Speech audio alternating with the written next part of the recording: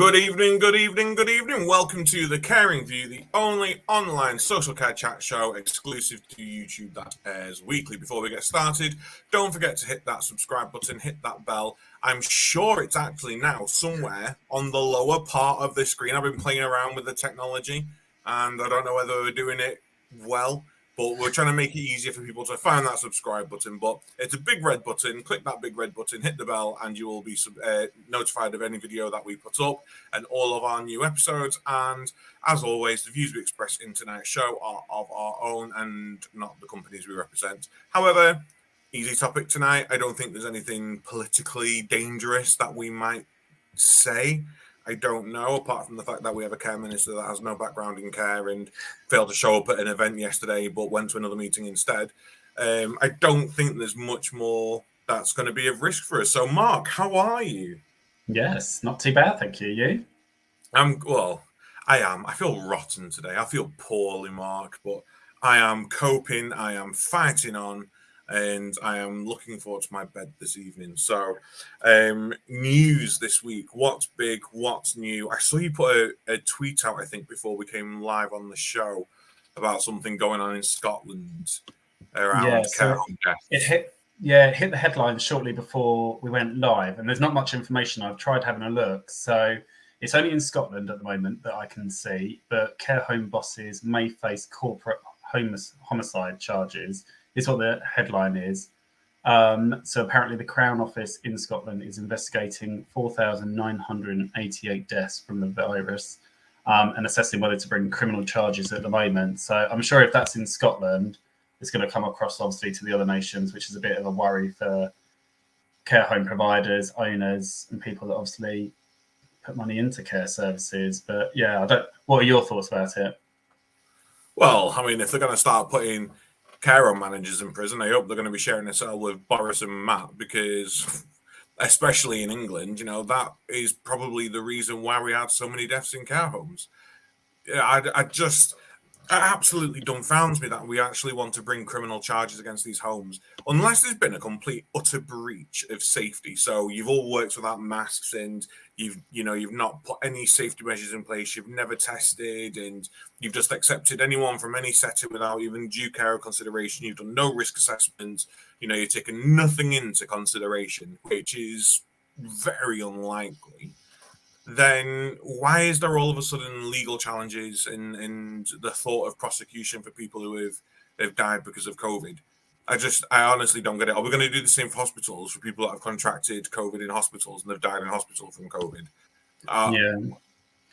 I was just scrolling through the comments, because when I put the tweet up, there were no comments on the article. There's now 60, and a lot of them are saying, if you're doing it for social care, are you going to do it for healthcare? And a hell of a lot of people are saying that it should be the government and not care home providers that are facing this. Oh, well, it's a no-brainer for me. It's an utter no-brainer that criminal charge. I mean, we've not even got terms of reference yet for a public inquiry into COVID, and they're running ahead with stuff like this. Yes, I know it's Scotland and it's not England, but for all Scotland want to gloat at the fact that they never mandated the vaccine, they've been a heck of a lot tougher on their homes in regards to outbreaks and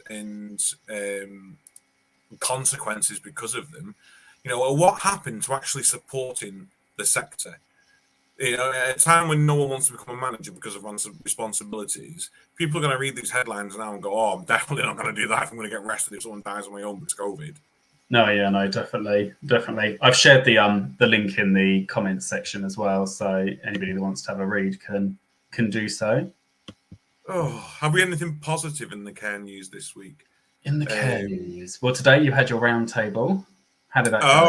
I know yes. I went because obviously I was there. But you were there. Thank you very much for supporting us. Yes, roundtable discussing the people plan for social care that we've got, which, if people don't know about, which I'm surprised if you don't, because I talk about it every waking moments of every day, is a plan we've put together to support reform and change to the social care sector for those working in it, but primarily, and everything that we always do should be the main focus, is to make sure that the sector is there and sustainable to support those needing care in the country.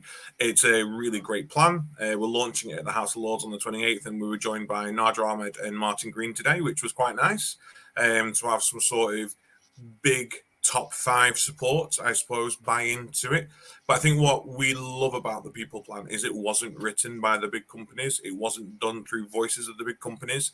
The majority of the sector is SMEs, and we actually used their voices. We used our members at the Institute. We used the Caring View and your other club, the Health and Social Club, Mark, and we use the voices of the small people, if you will, to go, this is what we actually want, and this is what we need to do to achieve it. And it could have gone down like a lead balloon, and people could have gone, that's cute, let's not do anything with it. But actually, people have gone, this is really good, actually. Why have we not had anything like this before? And my big question is, why haven't we had anything like this before? We've got so many people in government being paid gosh knows what, claiming expenses for gosh knows what. And I will say this again, a health and social care minister, well, a minister for care and mental health, who very proudly at an event I was at last Wednesday explained to me how they were instrumental. Well, not me personally, we weren't sat down having like a gym wag, we're not like Bezzies, but like she was on stage talking about it, about how she was instrumental in the tap and pay and chip in pain and all of this, and not once did they utter any sort of lived experience in social care. And we've got these people making decisions on behalf of the sector, on behalf of the millions of people working, living, and using social care. It's like, no, listen to us now. And people are doing. So, yeah, it was positive, Mark. Really positive. Thanks for bringing that up. No, that's okay. Yeah, I think it's because, like you said, a lot of people have spoken about it. And why somebody from government hasn't put anything on paper is beyond me, because they're on for the NHS. But, yeah. I suppose the only other thing to raise today is that it is International Women's Day. So a shout out to all the amazing frontline care and support workers and the unpaid carers across social care and the NHS doing a fabulous job every day. And I will say that the majority of the People Plan group are people who identify as female born and assigned female at birth and are instrumental in this sector now. And it's time where actually we need to stop this. And, it's fine us saying this, Mark, 2 white men on a chat show. It's time to stop the snowy white peaks now and bring representation and real validation representation to both health and social care. Again, at an innovation event I was at, people were like, yes, innovation, woo! But I think when people start to realize that actually it makes some of their roles obsolete, and it means them handing the baton to people who might be able to bring better experiences and better viewpoints in, they sort of go, innovation when I'm no longer here, and then that'll be great, because they want to keep their jobs, and it's about ruffling feathers now and being a bit disruptive. As always, we are a live social care chat show. We are live on YouTube every single week. However, on May 19th, which coincidentally is my birthday, everyone remember, we are doing a live in-person show from the Health Plus Care Show in London. So we're just teasing that out right now, and we will have more details once the event comes closer. But for anyone who wants to know more about our live show, in person, all together, all on one stage, do get in touch and we will let you know about how you can join us for that event. But without further ado, I'm going to have a drink because I'm keeping hydrated, ready for our discussion on Nutrition and Hydration Week. I'm smooth. So without further ado, let's welcome Derek Johnson, one of the co-founders of Nutrition and Hydration Week, to the show. Thank you. Good evening, Mark and Adam, and good evening to everybody out there.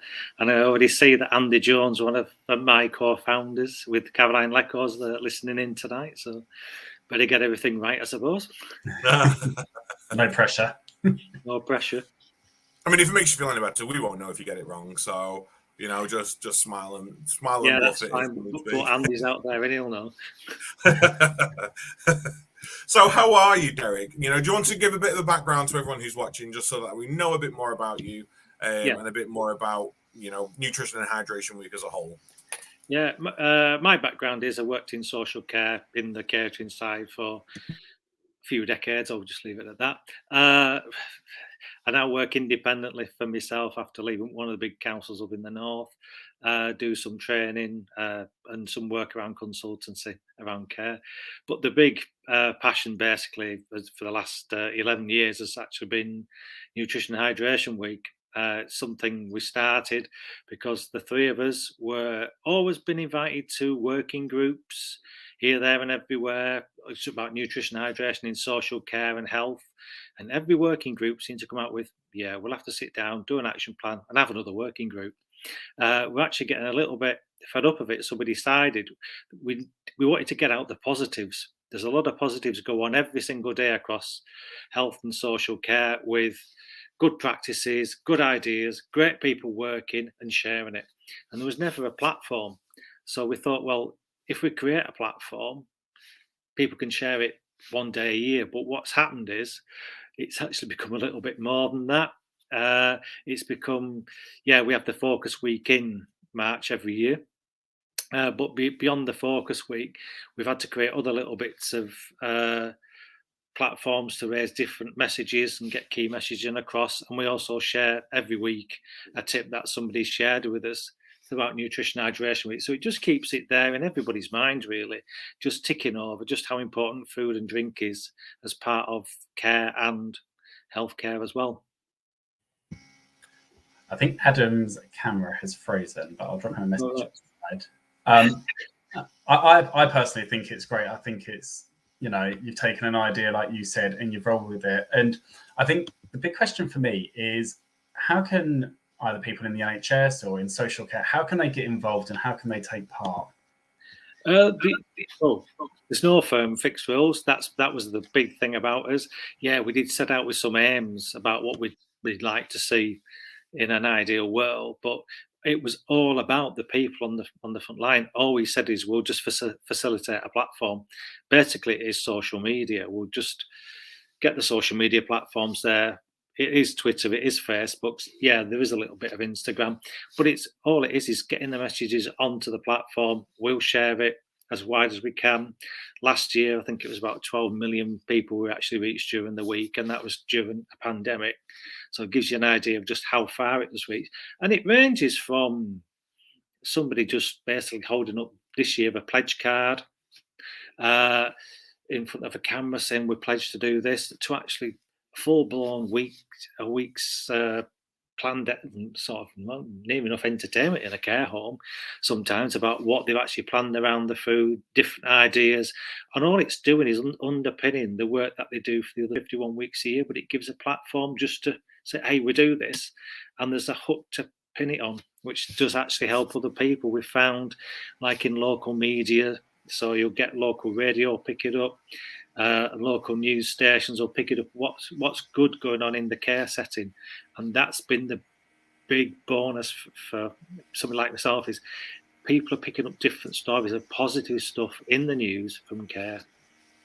Yeah, it's around food and drink, but it's there. And again, it's something that people can always associate with this food and drink as well. Something we all have to do. And yeah, and it's something that we've actually gone beyond health and social care with. When we started this out, it was quite literally, the idea was between me and Andy was we're going to have a little bit of a focus there with health and social care caterers, just sharing, we've got similar things. This is what we do together. That's what it's going to be. Caroline Lecco had already just started in the NHS Nutrition Hydration Week around some clinical work she was doing. She heard that me and Andy were doing this and said, can I wrap my week around the day? And to be honest, that's where it went from. We did meet up and then that first year. And we weren't talking about that year. We're talking about the following year when we had more lead up to do it. And it just went from there, to be honest. We're sharing because we were all so enthused and just sharing the ideas, because already people were coming out to us once they first heard it. Yeah, we can do this, we can do that. And that's where we went with it. But I think I was just going to say, I think it's a great initiative, and like you said, it might just be aimed at for the day, but the awareness that it brings on that one day, and like you said, across the whole year is great. And 12 million people across the week, that's fantastic. Just out of interest, was that more or less than you would have seen pre-pandemic? Because obviously everybody was online, weren't they? Everybody was online. We've done more pre-pandemic. But the thing for last year was it did just tend to be UK last year. It was more UK based last year. When previous years it's been worldwide. To be honest, we've got people down in Australia at Life View, Care down there in Victoria, always pick up on the week, and it literally starts down there and it ends up in Canada. So the actual day lasts for about 36 hours. It's a bit weird for us when you're doing the social media. You've got a day that lasts 36 hours. It's madness sometimes, particularly on the afternoon tea party day on the Wednesday. So we'll have tea parties going on from like our time Tuesday evening right the way through to the late on the Wednesday evening when it gets to the west coast of Canada. It is just surreal really how they've done it. And what it is we've all got the same issues regardless of where we are in the world. We all have the same issues in care. We always thought, oh yeah, it's just a UK thing, but we talk to caterers around the world. And they've all got the same things. They all got the same issues, but they like the platform of just saying, hey, this is what we can do well. And they liked what we did, and they've tapped into it. I think the last count, we've got about 75 countries follow us on various platforms, and about 40 have done something at some different period of time. So it's not bad for two caterers and a nurse, is it really? So that's incredible. That's what we are. I'm seeing in my head. Is my internet playing up tonight? No, I just stopped talking because you started. Sorry. I'm jittering all over the place. It's not going well. I've got wind blowing and all sorts. I can see some sort of Live Aid style thing going on where you do a mid-yaw and jump on the plane from one place to the next and continuing it straight on. Don't give Andy any ideas. That's all I've got to say now. Is just don't give Andy any ideas. You need a map as well, one of them world maps where you can put a pin in wherever that nutrition and hydration week's been. I mean, I followed it for years. I was, a care manager for around 13 years-ish, probably. And nutrition and hydration week was always something that got us through, and we always tried to get involved as much as we could do. Now, Thirsty Thursday. I know it sounds a bit like a TikTok trend, but Thirsty Thursday is something that is a real thing, isn't it? So give us a bit of background about Thirsty Thursday.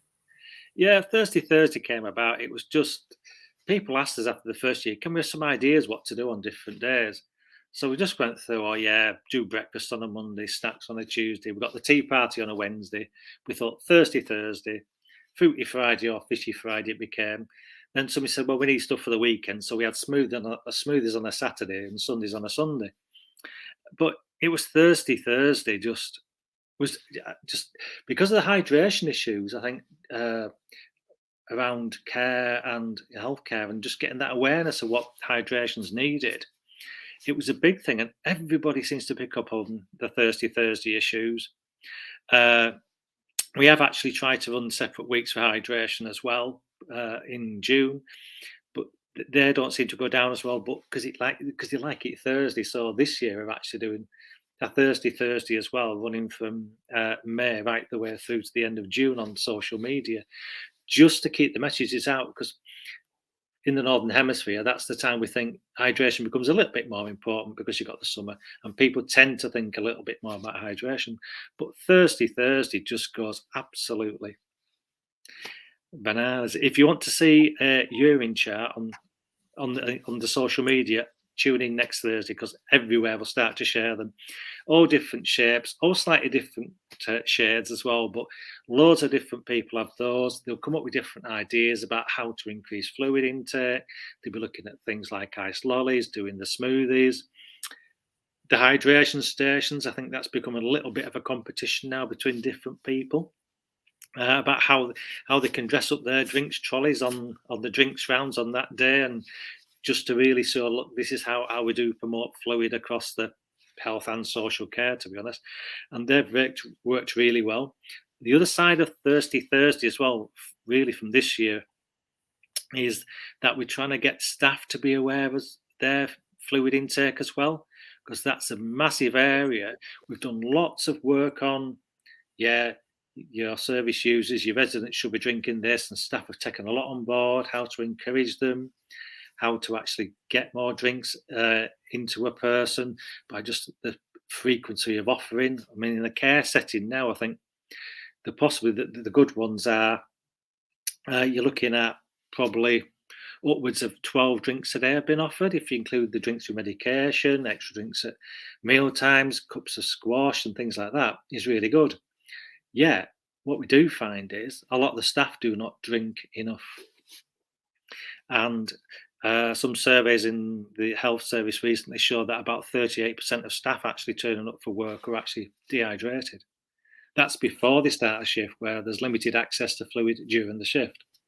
So one of the big things this year, and you'll see Andy's flicked up what our Twitter handle is, and by putting on Twitter as I'm actually talking tonight, we've got some tweets coming out with some of this information on, and one of them is just a reminder about thinking about staff and staff's nutrition and hydration intake, and that's all. It's about making that.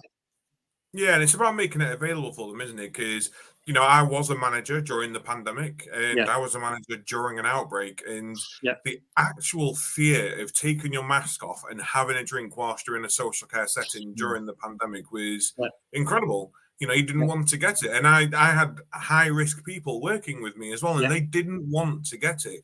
So do you think masks are essential? We get that in social care and we get that in health, but do you think the added PPE and donning and doffing procedures and requirement for IPC at the moment is affecting how often people are drinking whilst they're on shift?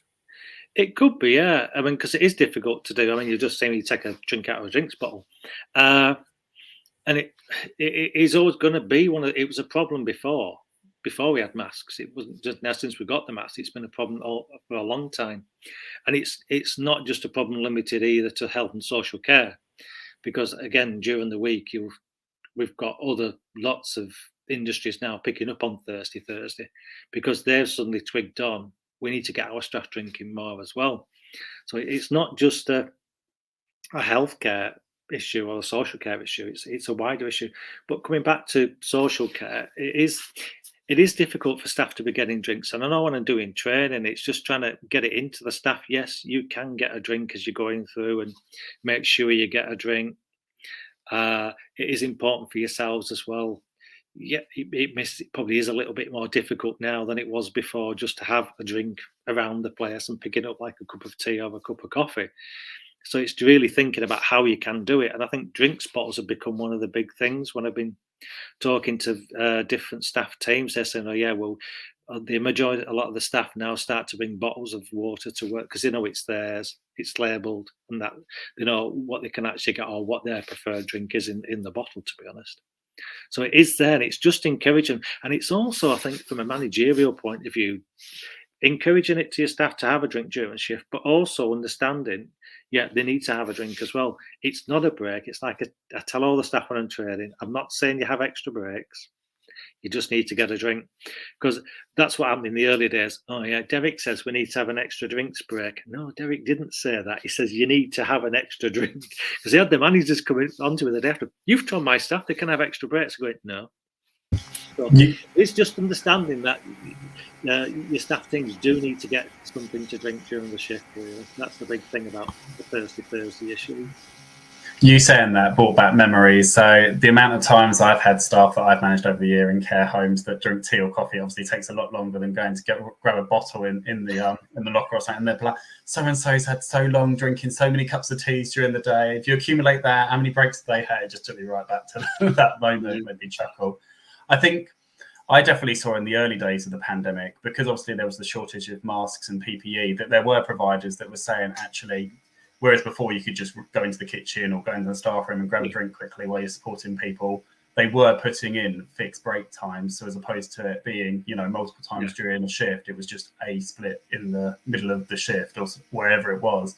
So I definitely think hydration and probably nutrition were both impacted in the very early days. I think now we've got plenty of PPE to go around. It's probably very different. Question I've got for you is, we obviously hear a lot about you should be drinking a certain amount of fluids.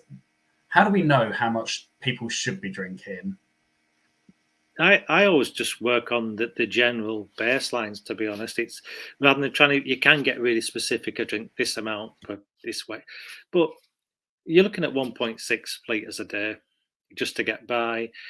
For care staff, when I'm talking to care staff, I say you're probably going to be over 2 litres, because if you're at work, you're working in a nice warm environment, your temperature of your workplace is probably going to 20 plus degrees. I said, if you put that into context of being outside in the UK, you think it's a nice warm summer's day, so you would think to drink more fluid. So it's really just drinking probably just over 2 litres of fluid a day. You're looking probably between 8 and 10 8-ounce cups a day.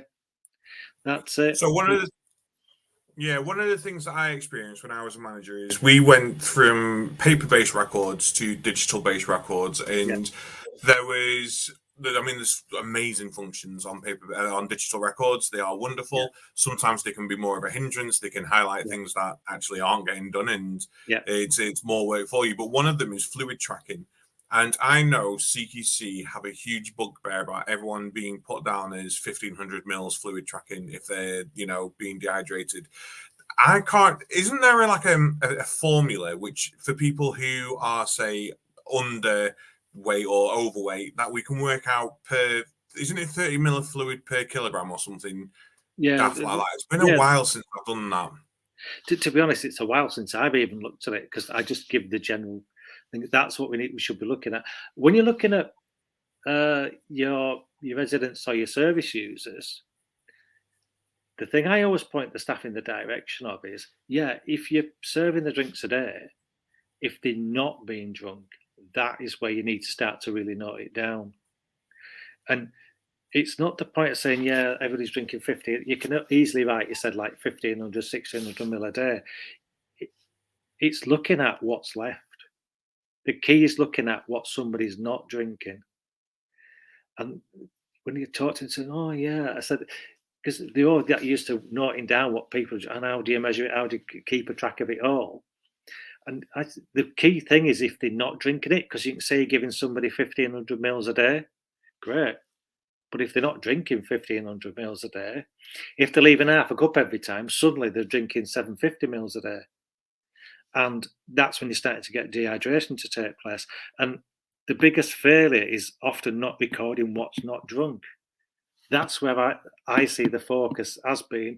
And it's when you talk to staff, they've got to think that makes sense, because it's so much easier just to say, giving them that drink.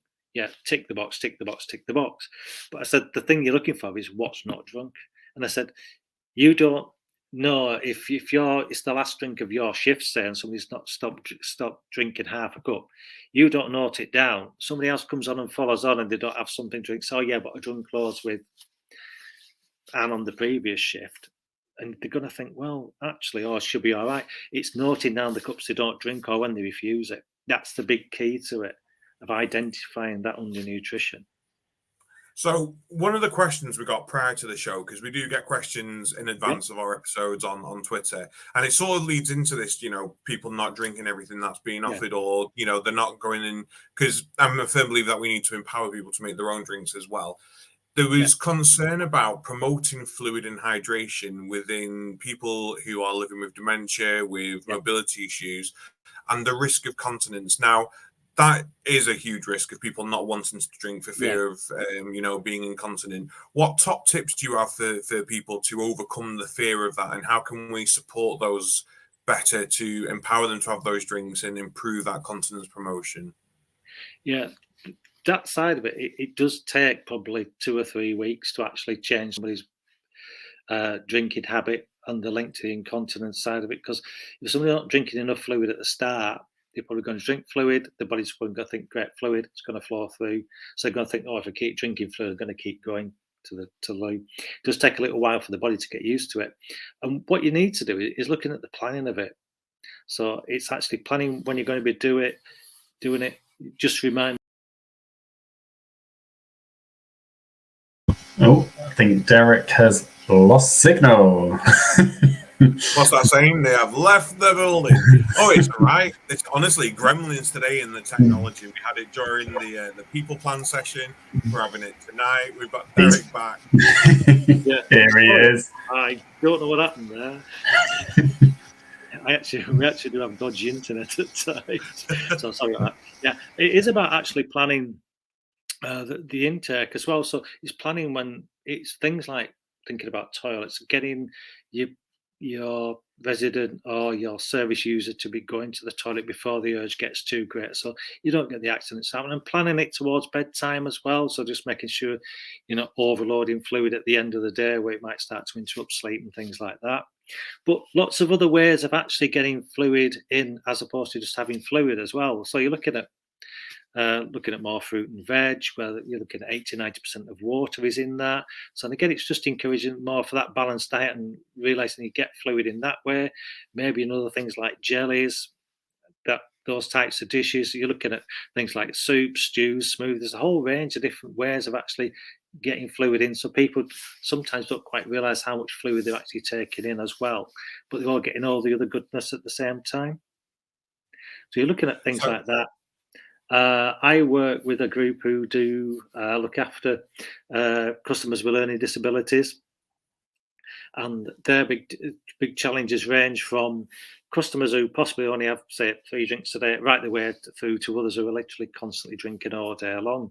And it is just that fine balance there, say, just managing their customers just through how much they do actually drink, and like you'd mentioned about people being as independent as possible. So, and their big thing is to get their customers as independent as possible. And we've had lots of chats around what is a suitable drink as well. So the only thing we look to avoid is high sugary drinks, to be honest. Everything else we count as a drink and go from there with that organisation. And it's really worked leaps and bounds. And we know from what we've seen in different types of illnesses that their customers used to have a lot of that are no longer there as well, because we've increased the fluid intake as well.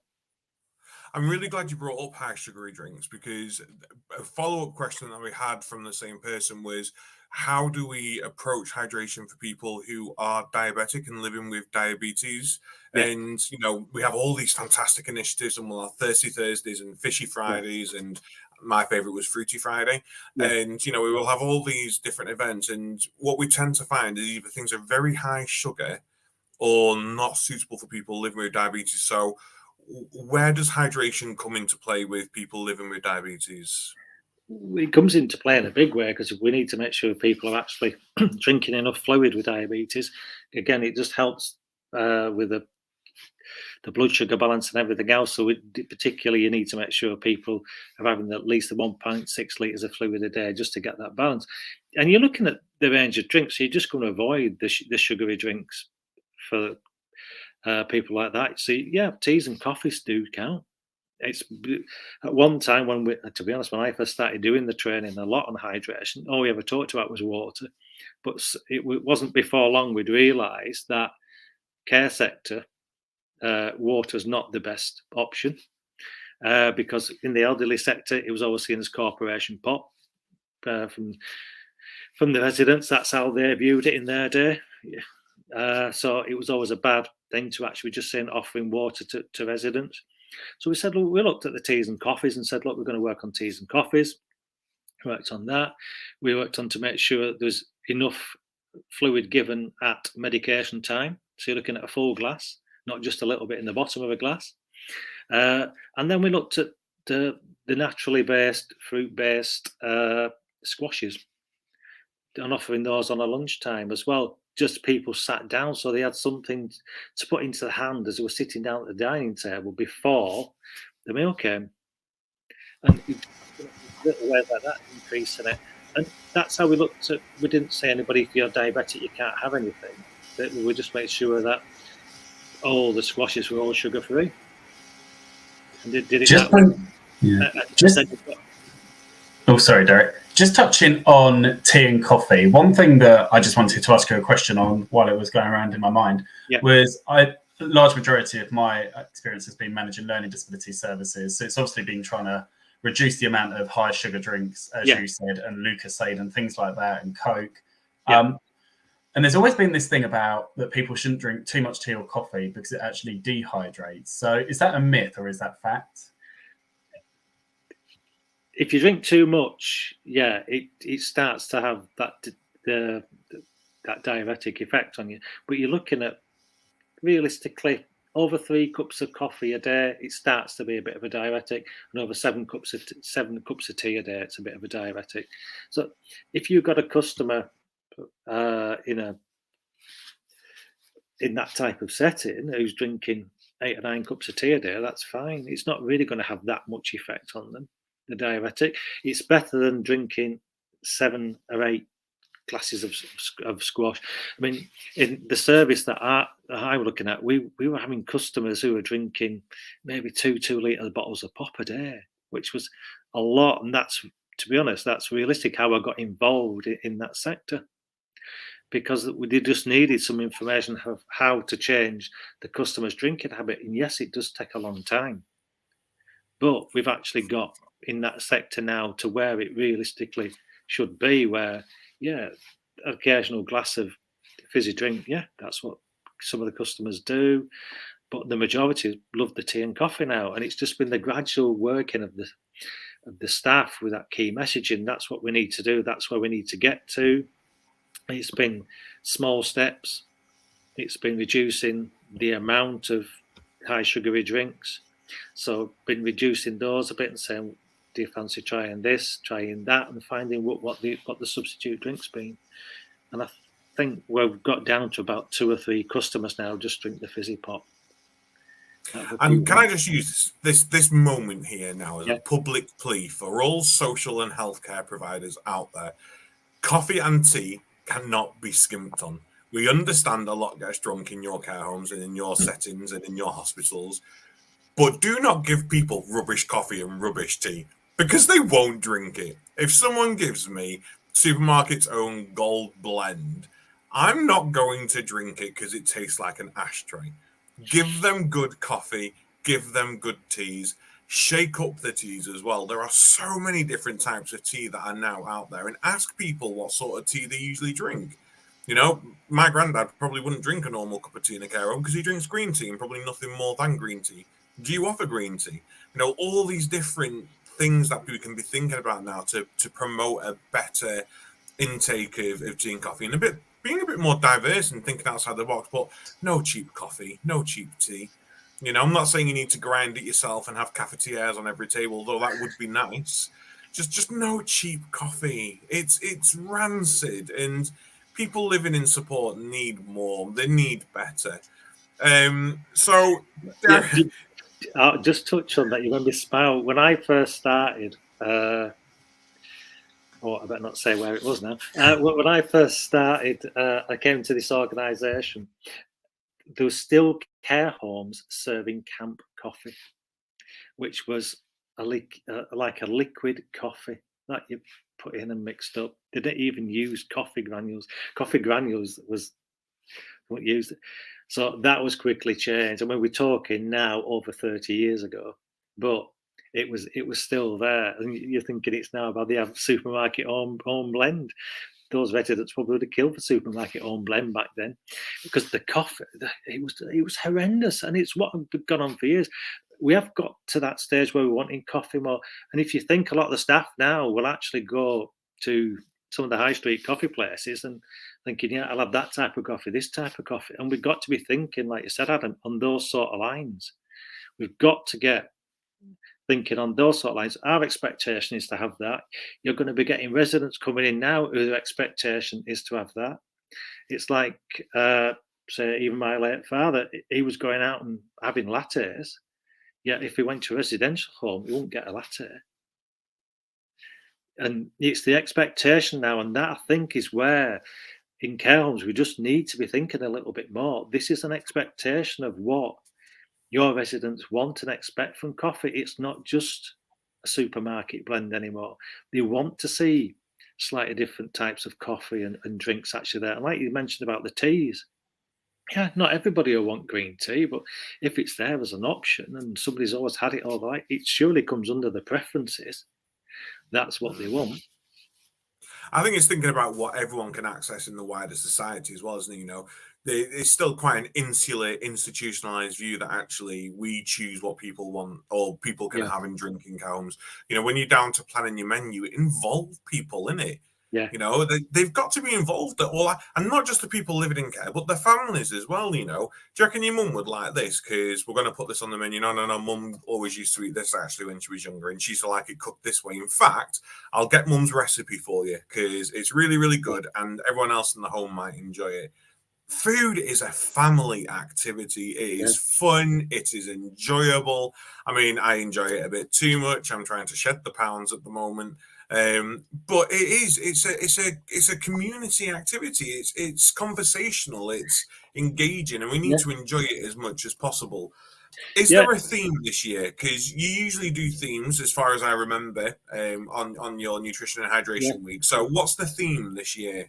Well, it's just 10 years plus one, because last year was our real 10th anniversary of actually having the week, but something called COVID got in the way of it. So we decided we'd be a little bit different and call it 10 plus one this year, just to sort of celebrate if anybody wants to go on along with that celebration line. But at the end of the day, it isn't really what Andy, myself, and Caroline want. It's what the people out there want to do and what they want to get across as their messages, because a lot are looking forward to this year, because even the 2020 year was just at the start of the pandemic and a few people were, we can't be doing stuff. So this year it's going to be good. It's the first one for 2 years that anybody's been able to actually push anything forward and celebrate what they want to celebrate. So from our point of view, it's going to be really good to see what people out there are now doing a couple of years on from what we did last time. So hopefully, you're talking about the food in care homes. We're hopefully going to get care homes sharing the work they're actually doing with their residents around food, and we will always get people sharing with us. Residents making smoothies with them, making cakes and different things like that. And it is that activity. Food always has been an activity across social care, about having practical sessions, working with the food, getting people as involved as you can. You've got to remember, food for a lot of people is memories. If they get their favourite food, it enacts memories of what they used to do in the past. I know we've talked a lot with residents who do some work with some staff teams as well, looking at different types of food and just giving them food, and the amount of stuff, oh, I don't like that. Say, yeah, but if you take that to your residents, they'll tell you all sorts of stories about that and where they used to get it down the market and things like that. So it does conjure up lots of memories, and there's lots of things like that with residents you can actually just do around nutrition hydration week. It's just even having discussions about, well, what about this? How this recipe? What was your favorite food as a kid? What did you actually have as a kid? And then it gets people talking about maybe the town they lived in or the city they lived in, where they used to shop, who they used to see, and that's what food does for you. We all have favorite foods. We all have favorite smells of food, or we'll smell something and it reminds us of different places we might have been around the world, even for different people. So. And by the way, if you do have camp coffee left, Andy said in the comments, it goes great in mousses and cakes. So if we are going to be doing baking as an activity and getting people engaged in food and diets, fill it with camp coffee. Apparently, I mean, I don't know what camp coffee is. I'm sure it's not going to Google it after. Yeah, that's where it's all got, Andy. We just gave it all to health. We didn't use it in social care. Sorry, Andy. Yeah. We were just glad to get out the care homes, to be honest. I think that's something, though, that is important to remember. You know, like Adam's, well, you were saying you'd hated camp coffee. Andy's saying he loves it. And for anybody that knows me knows that I have the most shockingly weird diet that there is. And actually, if I moved into a care home, I think the staff would probably run the other way. But I spend my life eating jars of Nutella and Cocoa Pops, and I have no shame in it. I just spend my... But actually, if that's what somebody enjoys eating, actually let them eat more of that, because you're actually better off allowing them to eat that than not eating at all. And it takes me back to, I used to support a gentleman with learning disabilities who then acquired dementia, and it became advanced dementia, and all he would eat was McDonald's. That's the only thing he would eat. And as he moved towards the end of his life, the dementia nurses were actually like, you should just allow him to eat that. He had lost a lot of weight.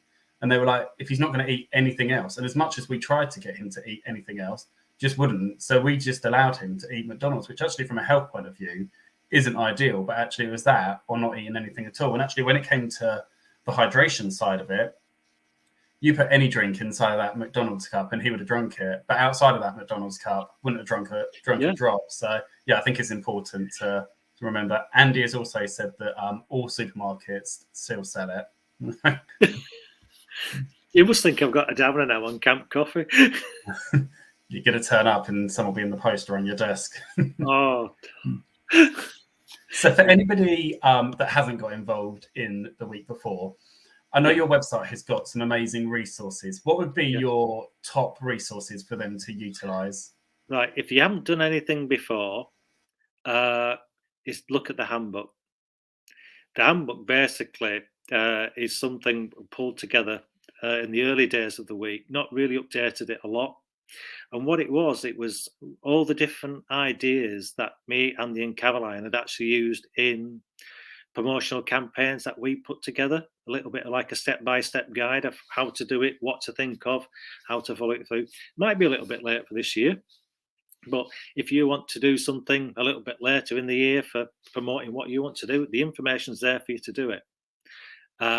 So that is actually out there. That's a good resource to do. There's lots of other information on the resources page about what we've got posters, all sorts of different downloads. We've got stories from what other people have done, so you can get inspiration from those. Our big thing, it's not about reinventing the wheel. It's about looking at the wheel. How can I refine it to meet my needs? Don't go away and reinvent it. Just pinch what's good, basically. So you're looking to say, yeah, that'll work for us, but that one might not. Just get those and have a look at what there is out there. It is a great information source. Lots of great things come up. And it's so spot on now. I'm so happy that you said that, because there are so many people, because I talk a lot about innovation in social care. I talk a lot about innovation as a whole. And the amount of people that I will talk to and go, oh, I've tried it and it didn't work. And I'm like, well, that's absolutely fine. We all understand the saying, if let's not reinvent the wheel. Yeah. But if my car breaks down, I'm not going to go to my push bike. I don't own a push bike, but I'm not going to go to my push bike and take the wheel off my push bike and put it on my car, because it's not going to fit. What I want to do is take that wheel, because it works well, and seeing how it fits the vehicle that I'm currently driving and how you can adapt it to fit your current situation. So these resources might not, on the front of it, look like they'll suit your setting, but they're probably full of so many great ideas that you can go, actually, if we did that but did it this way, we can include it and make sure it works. Global Tea Party, very difficult to do if you're a home care company, because everyone lives in different areas, but there's still something you could do in regards to making sure that people all feel like they're taking part in a tea party. Rent a hall, we're getting back together now. We can start having people together, put a community event on. Yeah, we actually put a tea dance on for we tapped in around the Thursday in June, because we thought the weather was actually better for getting older people out.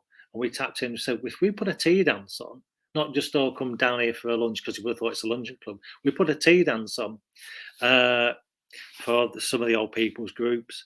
To be honest, it was oversubscribed, so they all came down. We did put some music on, but part of the day was we actually gave out some information packs, but also we had a 10-minute slot about you need to drink more. That was it. And we just thought it's just one way of doing it slightly differently. Got people out. It got that social interaction as well. So that was really just out of the box thinking around the hydration event. Other things we've actually done. I used to do the Meals on Wheels service in one of the places, and that was always just trying to get everybody included. Today's we're going to try doing this on this date, so there's a special meal on. It's just titled for the day, but everybody's included with it. We probably did a little bit more spend on that day just to make sure we got not a better meal, but you probably ended up with 3 courses as opposed to 2, to be honest, for the same price. It was just that sort of thing, and you just looked at trying to make it and just make that awareness and sending that information as well out on that day, and that's why we sent it today. And just little bits like that in the community.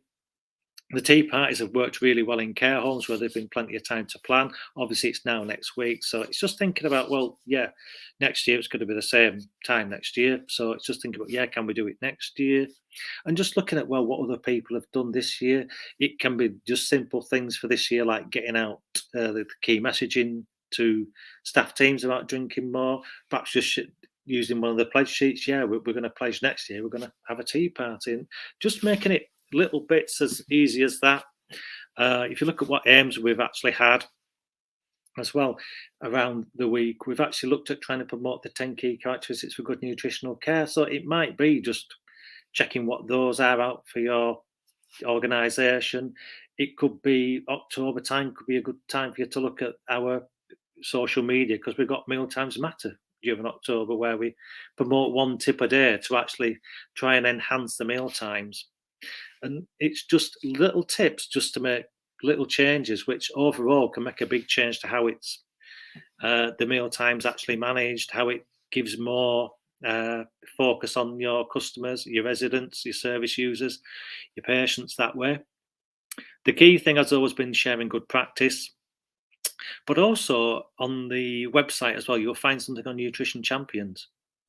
And it's one of our aims, as we've always looked at, is trying to have a nutrition champion just in each place. So there's a focal point for nutrition in that establishment. So they pick up on not just information that comes out from Nutrition and Hydration Week, but maybe the local community dietetics, speech and language therapists, public health. It's just that tie-in for the unit, the organisation, having nutrition champions. And what we've done as well is we just put on all the information we've got around that, how to actually create your own. That's all the way down from flyers, background information, and actual presentations to actually for senior managers as well, just to sort of look, if we put these in place, this is how that might work. It's just little bits we've done, and we've seen, yeah, if we've done that, why not just share it wider for people who maybe don't have people in the organisation like Andy, myself, and Caroline, just to say, look, that's there, you can pick up on it. Our big thing as well, go on. Yeah, one of the other big things has been continued CPD. And what we've noticed this year is we've had a few people already start to say, look, we're doing some online training. Can you share it on your platform? So, and again, we've shared a few bits of free training this year, which people haven't offered before, because we've all got used to doing Zoom and team talks and everything like that. So people said, oh yeah, the more the merrier. We'll just put that out there. And we've seen those being shared widely as well by people. Oh yeah, we need to tap into this. And it might only be an hour or two, but you're getting training from a different area who might have a slightly different angle to how you think about it. And it might just give you something to pinch out of that. Oh yeah, we'll have that for hours and move on. And that's the way we're just looking at really developing the week, to be honest.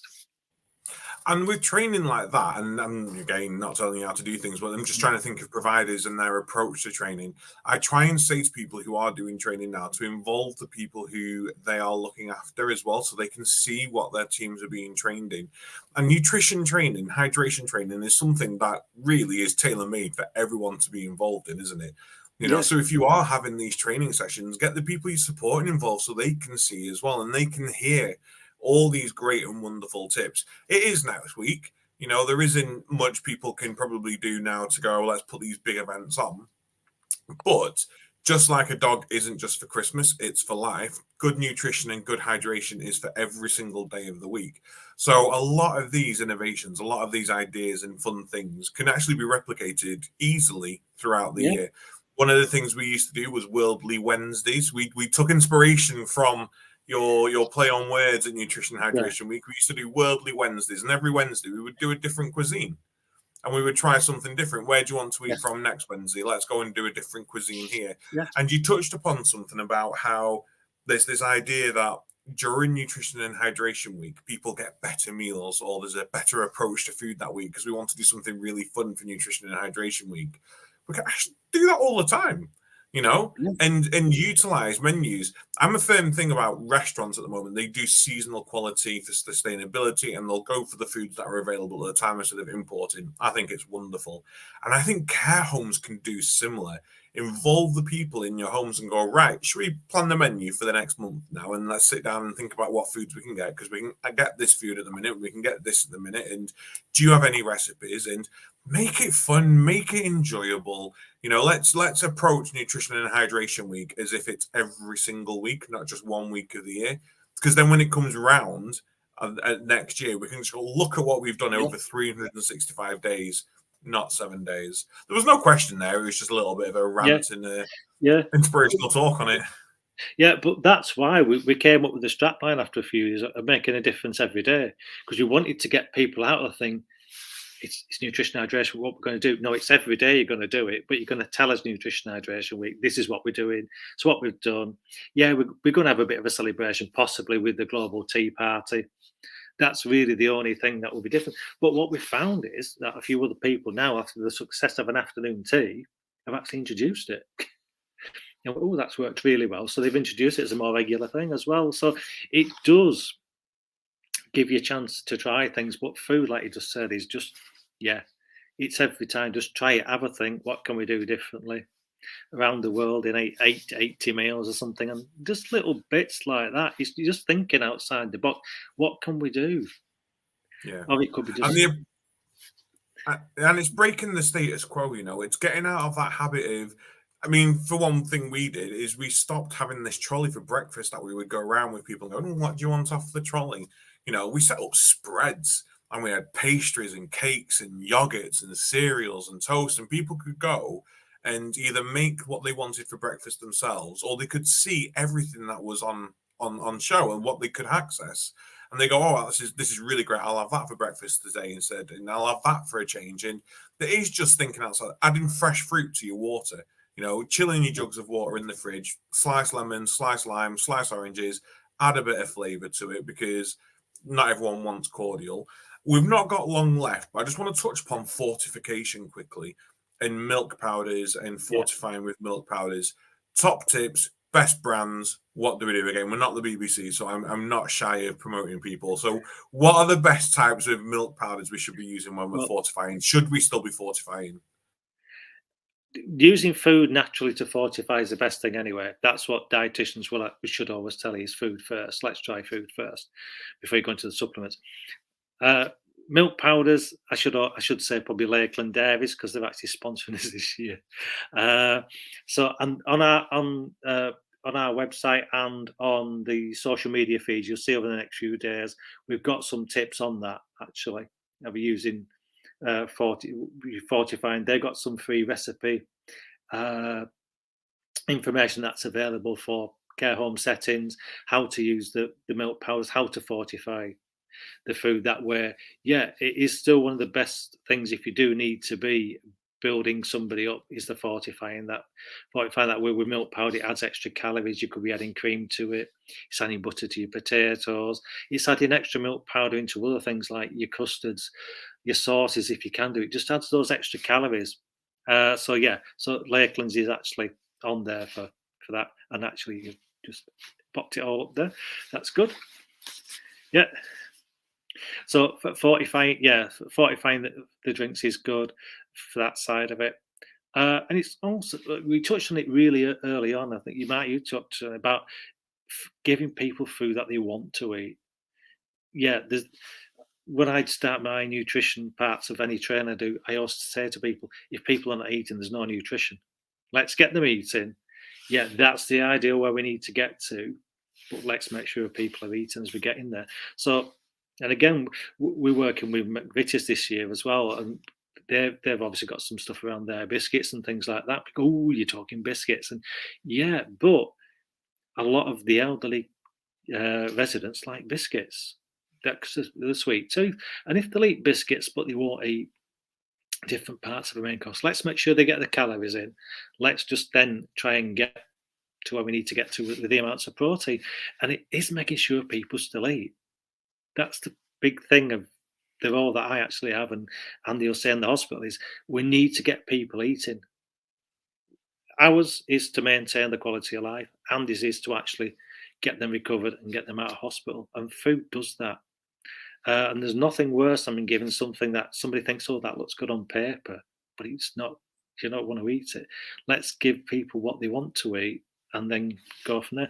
And you mentioned earlier, Adam, about asking people what their favourite foods were, favourite dishes and family.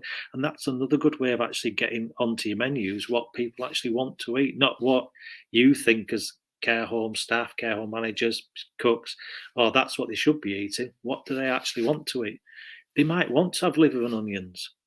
What's wrong with liver and onions? You know, oh, it doesn't look good on the menu. But if that's what your residents want, it's a really good meal at the end of the day. And I know Andy's been banging on about offal fairly recently in social media because we don't use enough offal. We've gone off it because the younger generations don't really know about it, but the older generations do. And we just need to make sure it still sits on a menu for people who actually want to have it. And it's also good value food, and it's good in nutrition as well. So it's all the different bits, really. And if we are talking sustainability, then we do need to think about using things like offal. I'm a firm believer that we need to have at least 1 day a week meat free, even in care settings, to promote this idea of sustainability. But, you know, let's use it. I mean, tripe, I've tried, you know, but I can't. But some offal I can do. Yeah. I can do some offal. I love a blood sausage. You know, I love a bit of black pudding and what have you. But it is about using it, and more people are using it now. Offal's having a bit of a comeback. It's having a bit of a resurgence. It's having its ABBA moment at the moment. Is offal. So some really good tips there. Yeah, and on the other side of it as well, if you're looking at having, you know, meat feeders, you're going back to how probably some of your really older residents would have actually substituted meat anyway by using pulses and everything else in the diet as well. So you're not far off from where they were maybe 60, 70 years ago. So so it's just thinking a little bit like that. It's not as wild idea as you think going meat free.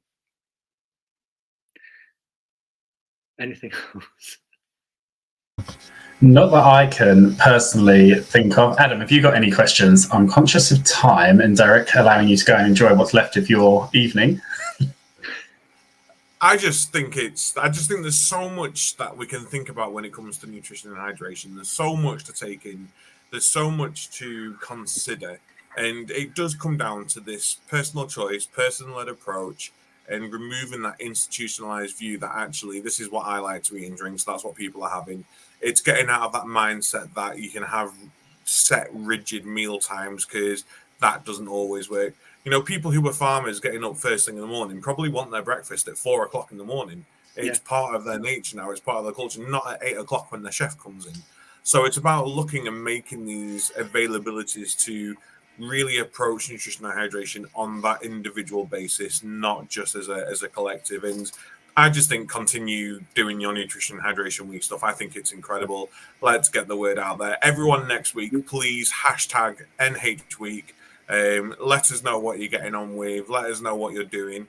We do want to see all the wonderful things. Again, Thirst Trap Thursday, and it's Thirsty Thursday, isn't it? We do love a good Thirsty Thursday. I want to see what's going on. Mocktails, cocktails. You know, we can still have a tipple. I always remember someone coming around our home and having a look. I say our home, the home of the people that lived with us. And they were going, oh, there's wine on the table. Can they drink? Yes. Of course they can. It's about enjoying life and, you know, in moderation, obviously. But it is thinking outside the box, doing what we can to spice up people's lives when it comes to food and fluids. I just want to say a huge thank you, Derek, for joining us tonight. It's been an eye-opener for me and probably many people watching. Thank you. Thank you very much, Derek. And I think anybody that wants to get involved, it is next week. I don't think it's too late to put something together. So there's loads of resources on the website. Please do go check them out. Yep, thank you. It's been a pleasure. I've enjoyed it. Thank you. We have just had one last comment come in, and it's something I do want to just bring up. We won't go into a full conversation about it, but it is about fortified drinks, and they are still not much use if we can't get them into people, which is absolutely spot on, and this is where it really does come down to learning who we're looking after and supporting, and learning what they like and what they don't like. I used to do high calorie shots when it came to, say, mealtime. So those that didn't have any swallowing problems and were fine with it, with really high density calorie shots. So they would have one when they did the medication, 200-300 calories there going in these high creamy calorie shots. So it's about thinking outside the box where we can do and thinking where people are going to get that nutrition most. Because if they don't drink loads, what's the point in fortifying the drinks? Because if they eat lots of pudding, fortify the pudding. That's where that is going to benefit, and that's where it's going to get in. So, no, really great point. And it is about making sure people are eating and drinking and monitoring it when they're not. So next week, Mark, what are we doing next week? Gosh, you do like putting me on the spot, don't you? Next week, what are we doing? We are joined by Caroline Brady. No, we're not. No, we're not. We're not. Well, we're not. We're joined by Sue Jones. We're talking new models of care. So Sue Jones from Thoughts Become Things is joining us to discuss really new approaches to care that are currently going on in the country. We all know that the current care model probably isn't working to its full capacity. So it's what's going on at the moment that people can take inspiration from and adapt to, and where do we expect the care model to be in 10 years' time when we need this famous extra 500,000 people working for us? What is the social care landscape going to look like in 10 years' time? So if you are invested in social care and what the future of care is going to look like, please do join us next week. It's going to be a fantastic week. And Sue Jones has got some really wonderful innovations that she's doing over at Thoughts Become Things. So thank you, everyone, for joining us tonight. Please stay warm and wrapped up. And I'm saying that because it's windy and blustery here. Stay safe, enjoy yourselves, and we will see you next week. See you later. Bye.